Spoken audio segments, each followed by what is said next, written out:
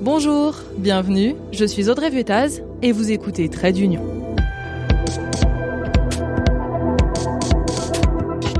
Vous ne comprenez rien à l'Union européenne, ce podcast est fait pour vous. On dit souvent que l'Union européenne n'avance que quand Paris et Berlin sont alignés. Est-ce vrai ?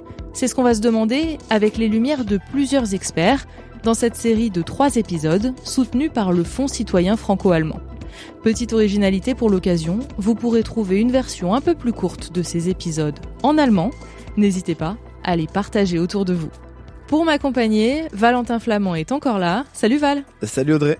Nous avons terminé le précédent épisode par un événement de taille, la chute du mur de Berlin.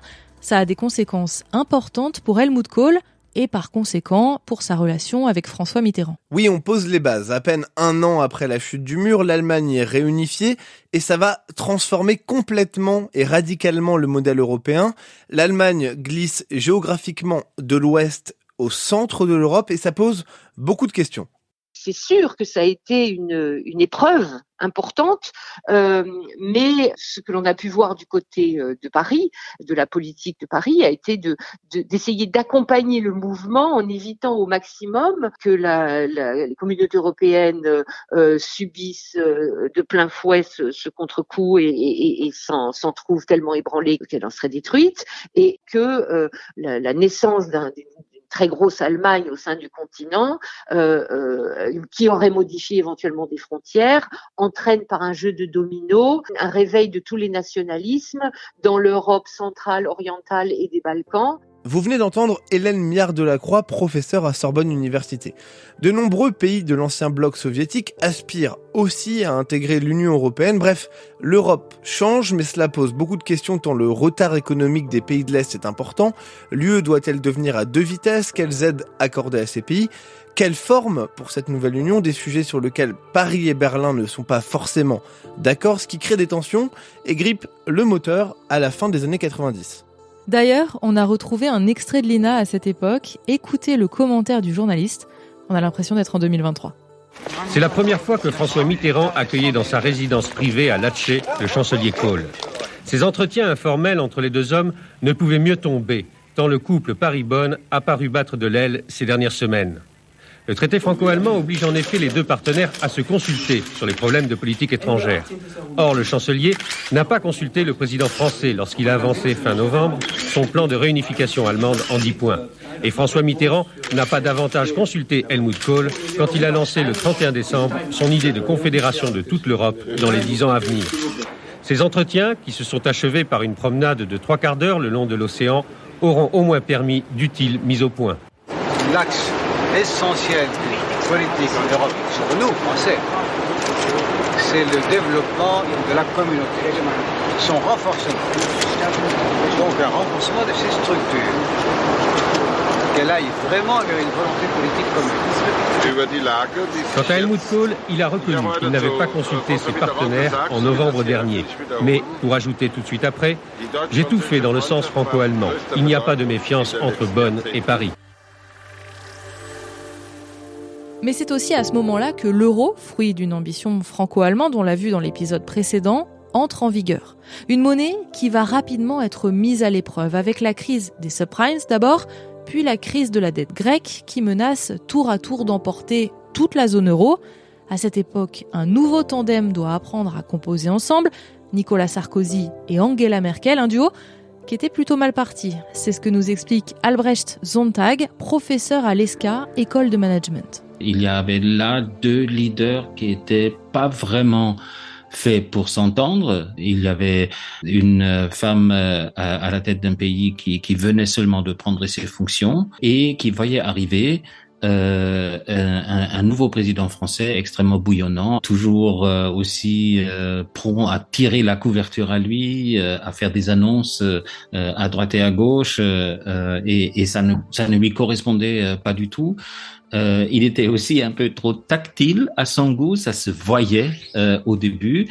Aujourd'hui, on a tant de photos avec des petites bises et des mon cher Nicolas, ma chère Angela, mais au début, c'était extrêmement difficile pour tous les deux à se retrouver. Mais les différentes crises vont les transcender. Ils ont été mis dans le siège des décideurs en Europe par notamment la crise économique mondiale de 2008 qui, sur notre continent, s'est muée en crise de la dette souveraine qui a touché notamment la Grèce. On se souvient des petits coups de drame qui se sont joués entre 2010 et 2012 notamment, où la survie de l'euro était en jeu. Et là, on a eu une tendance très forte vers une prise de pouvoir des chefs de gouvernement, et parmi les chefs de gouvernement, ces deux-là étaient forcément ceux vers lesquels tous les yeux se tournaient, toujours avec méfiance, mais ça les a poussés à chercher le compromis, et je dirais même à tout prix, vu que la survie de l'euro était en jeu.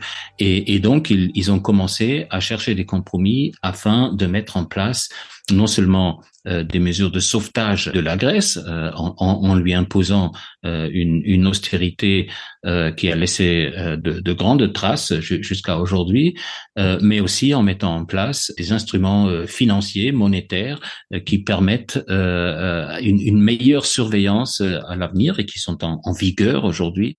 Lors de la crise bancaire, la crise grecque, là aussi, il a fallu des négociations compliquées, des nuits entières. Frank Bassner, directeur de l'Institut franco-allemand de Ludwigsburg. Et à la fin, on s'est quand même mis d'accord. Et à Bruxelles, on me dit souvent, dès qu'il y a une crise majeure, même au niveau des fonctionnaires bruxellois, on regarde d'abord que fait la France, que fait l'Allemagne.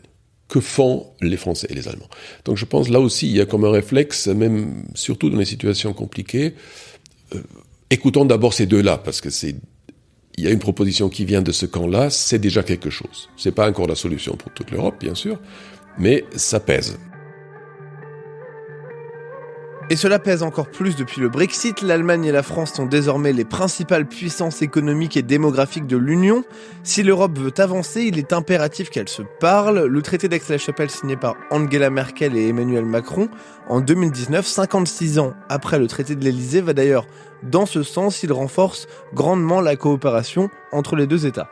Certes, il y a toujours des sujets sur lesquels on ne s'entend pas, mais aucun pays n'est parfaitement d'accord avec l'un de ses voisins. Paul Maurice, expert de l'histoire des relations franco-allemandes.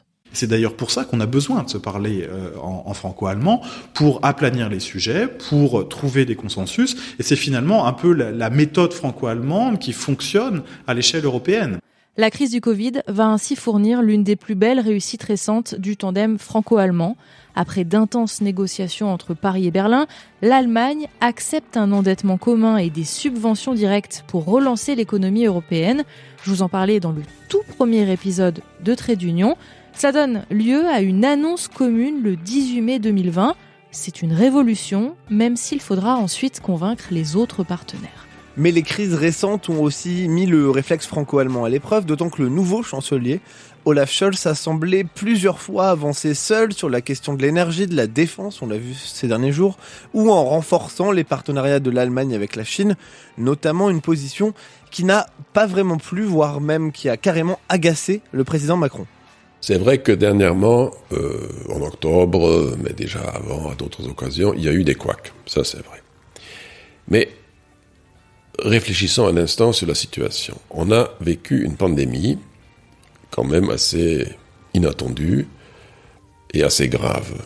Nous avons des conséquences du changement climatique qui commencent vraiment à peser sur toutes les décisions. Nous avons une crise énergétique due à la guerre en Ukraine. Donc c'est bien des éléments qui bousculent les habitudes. Donc je pense qu'il faut être un peu compréhensif vis-à-vis des responsables politiques, qu'ils soient bousculés par cette situation, et donc peut-être, oui, on n'a pas toujours eu le bon réflexe. La mort, la fin du tandem du couple franco-allemand, finalement, on l'annonce presque depuis 60 ans, depuis 1963, dès que quelque chose ne fonctionne pas. Oui, il y a toujours eu des intérêts très divergents entre la France et l'Allemagne. Peut-être, ce sont les deux pays qui ont les positions, sur certains sujets, les plus divergentes en Europe. Et c'est pour ça qu'on doit avoir un espace de dialogue, des rencontres régulières, un espace de négociation qui nous permette que quand ça fonctionne pas bien, on a des structures pour se remettre autour de la table. Et puis, on se dit des choses, On sait qu'on n'est pas d'accord sur tel ou tel sujet, et puis chacun va mettre, comme on dit en français, de l'eau dans son vin pour avancer sur les sujets. Des sujets majeurs, notamment l'énergie. On sait les positions de Berlin et de Paris diamétralement opposées, mais le tandem pourrait être à nouveau moteur sur la montée en puissance de l'hydrogène européen. Si on arrive ensemble à produire l'hydrogène verte, on a gagné. Voilà. Donc ça, c'est un peu l'option qui est sur la table. On y travaille beaucoup. Il faut faire en sorte que l'Europe fasse les grandes avancées, et pas seulement les Américains. La fusion nucléaire, par exemple, ça c'est quelque chose aussi qui est sur la table. Donc tout ça, c'est des questions de recherche, d'innovation, et là, on peut travailler ensemble, malgré toutes les différences qu'on peut avoir par rapport au passé. Donc je pense qu'on est dans la même situation de contraintes, avec des choix différents, mais aussi avec des options futures communes. Et n'oublions pas non plus le monde économique. Là aussi, il y a des intérêts communs. Si on doit s'organiser pour l'énergie, que l'entreprise soit italienne, allemande ou française, peu importe.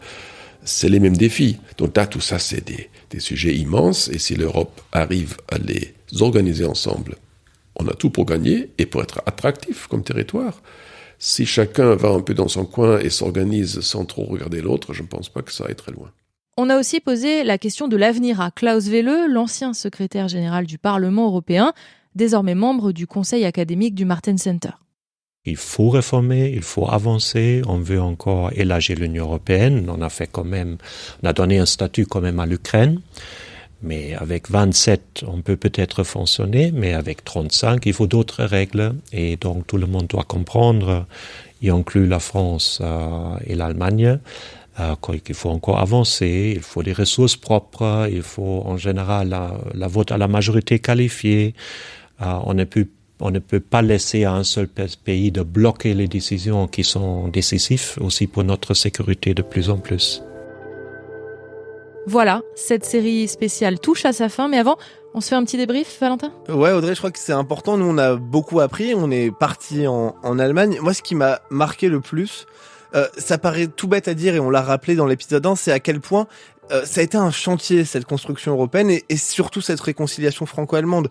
Il y a encore 80 ans, on se faisait la guerre, on sortait de trois guerres qui ont tué des millions de gens. Il y avait une vraie détestation dans une partie de l'opinion publique des Allemands, chez la génération de nos grands-pères, tout simplement. Et à quel point, aujourd'hui, on nous l'a même beaucoup dit en interview, il n'y a pas deux sociétés civiles qui sont liées comme celles françaises et allemandes. Ce que j'ai remarqué aussi, c'est ce devoir de se parler. On a vu les derniers mois qu'il y a eu des dissensions entre la France et l'Allemagne. Il y a eu des points où on ne s'est pas compris, où l'Allemagne a semblé faire cavalier seul. Et puis là, à l'occasion du traité de l'Élysée, des 60 ans du traité de l'Élysée, on a vu Emmanuel Macron qui recevait Olaf Scholz et puis tout le gouvernement allemand en grande pompe pour faire un conseil franco-allemand, celui qui avait été annulé des mois plus tôt. Et en fait, ça symbolisait cette nécessité de se parler, même si finalement les deux pays, les deux sociétés sont très différentes, les intérêts sont différents, la manière de fonctionner est différente, mais on peut pas faire sans l'Allemagne. Et en fait, finalement, on répond peut-être à la question qu'on s'est posée au tout début de cette série. Oui, l'Union européenne n'avance que quand la France et l'Allemagne sont alignées. Alors, il peut y avoir des nuances, parce que c'est vrai qu'on s'ouvre un petit peu vers l'Est, mais ça reste quand même moteur dans l'Union européenne, je pense. Et je crois que c'est important de le dire, là, puisqu'on finit sur les couacs, on a fait d'énormes avancées en 80 ans. Aujourd'hui, les sujets sur lesquels il nous reste à avancer, les progrès à faire, ça touche principalement à l'ordre de la souveraineté. Et on sait que c'est très sensible des deux côtés du Rhin, et évidemment, ça remet pas en question toutes les avancées. En tout cas, pour nous, c'était l'occasion de se replonger dans ces liens franco-allemands et de se rendre compte, encore plus qu'on ne le pensait, que l'histoire de l'Union européenne et l'histoire des deux pays est liée, en fait. Merci à tous les experts qui ont pris le temps de nous apporter leur éclairage. Merci beaucoup pour vos écoutes. Merci aussi au Fonds citoyen franco-allemand pour son précieux soutien et à très vite. Auf Wiedersehen. Tschüss.